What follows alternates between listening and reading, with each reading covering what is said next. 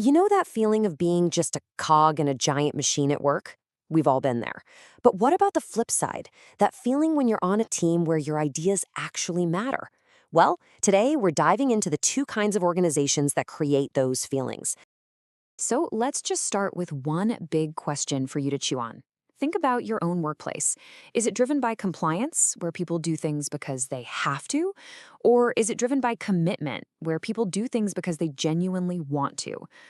So, on one side of the ring, we've got the transactional organization, which is all about command and control. And on the other, the purposeful organization, built on a foundation of trust.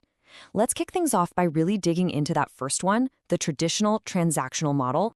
So, what does a transactional organization actually look like? Well, picture a classic pyramid. The folks at the very top don't just decide what needs to be done, they dictate exactly how it needs to be done, right down to the last detail. All the big decisions are made miles away from where the real work is happening. And you can see how this creates a pretty nasty cycle, right? Because all the authority is held at the top, it leads to these super rigid by-the-book processes.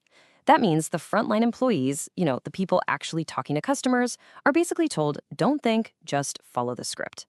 And when something goes wrong, and it always does, what happens? The system doesn't get fixed, a person gets blamed. It's a perfect recipe for stagnation. This right here, this is the leadership mindset that fuels the whole thing. It's that classic top-down command and control vibe. The message, whether it's spoken or not, is brutally simple. Your job is to do what you're told, period. And what do you get when you have red bus leaders at the top? You get a green bus culture everywhere else. It doesn't take long for people to figure out that sticking your neck out, pointing out a better way, or trying something new is just not a good career move. The safest thing to do is keep your head down, follow the rules, and just comply. And this quote just nails the feeling of being in that green bus culture. People feel totally powerless. Change isn't a team sport. It's something that's forced on you from on high, usually with zero context and zero input. And that right there is where resistance to change is born. Okay, so that's the problem. But what if there's a completely different way to run things? Let's talk about the solution, the purposeful organization. And this isn't just tweaking the old model, it's a completely different philosophy of work. The purposeful organization basically flips the old model on its head. It runs on trust, not on control. In this world, leaders aren't commanders barking orders. They're enablers. Their number one job is to create the conditions for their teams, especially the frontline teams, to succeed. This is what you'd call a blue bus culture. Instead of change being pushed down, it bubbles up. It's a collaborative process, something everyone owns a piece of because they're all committed to the same goal. So how does this actually work day to day? Well, it starts by putting people ahead of processes. It gives real autonomy and decision-making power to the teams on the front line. And things like KPIs, they're no longer weapons for managers. They become tools for the teams themselves to see how they're doing and get better. And you know why it works? Because it taps into what we all need as humans, a sense of purpose, control over our own work, and a real connection with the people around us. All right, I know what you're probably thinking. This sounds amazing in theory, but how on earth do you make it happen? The best way to visualize the shift is by literally flipping the pyramid. Let's see what that looks like. So here it is again, the classic pyramid. You've got your executives at the top. Orders flow down through managers to the front line. And the customer?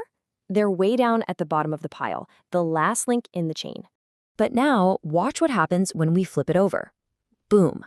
The customer is suddenly right where they belong, at the very top. They're served directly by empowered frontline teams.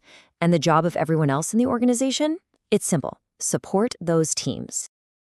The front line is now empowered to actually solve customer problems and create value. Middle managers aren't bosses anymore. They're coaches, there to remove roadblocks and help their teams win. And the executives at the bottom, they have maybe the most important job. They set the vision and provide that solid foundation that the entire pyramid rests on. And maybe the single biggest benefit of making this huge transformation is how it changes a company's ability to adapt. When you do this, you unlock real, honest-to-goodness agility. In the transactional world, change is pushed from the top. It's slow, and people naturally fight it. But in the purposeful world, change is pulled from the front lines. Teams spot an opportunity, and they pull in the resources they need to make something happen. Employees go from just complying to being creative problem solvers. The result? Change is fast, it's innovative, and it just keeps happening.